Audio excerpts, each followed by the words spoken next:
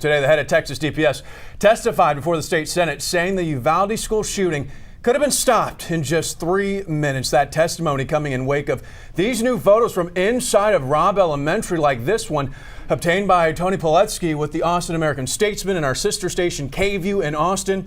It shows the scene in the school's hallway at 11:52 a.m. on May 24th. That's about 20 minutes after the gunman entered the school and about an hour before police finally entered the classroom. You see in the photo one officer with a ballistic shield and one officer with a rifle. This next photo comes from our partners at the Texas Tribune. It's from roughly 12 minutes later at 12:04 p.m. More officers have entered the hallway, several now armed with rifles and 2 have ballistic shields. These newly released photos suggest law enforcement had enough firepower and protection to breach the classroom 30 minutes prior to when they actually went in.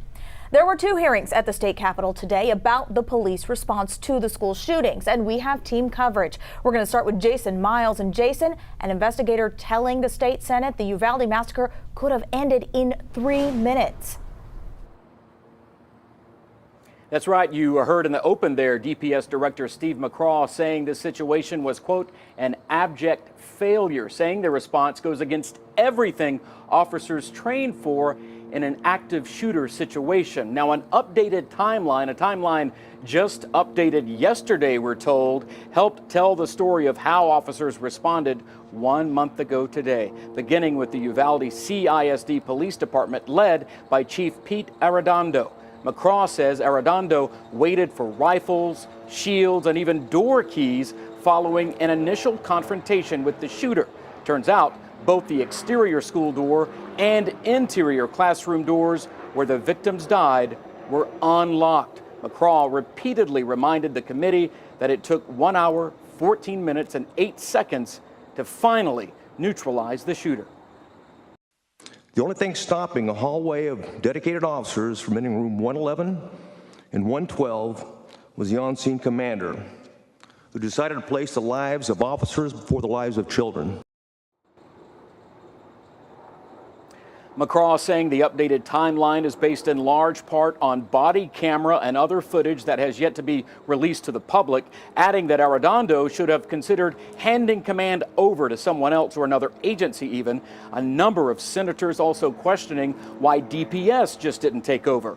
McCraw explaining that the agency with jurisdiction is generally in charge of response, that being in this case the Uvalde CISD Police Department. Now, Chief Arredondo was not at today's Senate committee hearing, although some senators wish he had been. He was across the hallway, if you will, at the state capitol in the House chambers. Now, keep in mind, leadership, just one of the issues being studied here. We're also talking about faulty equipment, infrastructure failures, and even the shooter's troubled history, all part of what's being reviewed.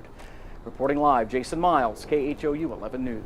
All right, Jason, thank you. And Chief Arredondo did testify today before the Texas State House. Gerald Harris is live at the state capitol in Austin with that update. Gerald. Yeah, and there were reports that Chief Arredondo did not or is not participating with the investigation from the Department of Public Safety here in Texas, but he did sit for more than 5 hours in front of lawmakers. Now, we were not given access to closed-door testimony in this House probe of the, quote, facts and circumstances of the events relating to the violent acts, shootings, and murders at Robb Elementary School in Uvalde. Because of possible court action that may come, the committee moved into executive session to interview witnesses, including the police chief.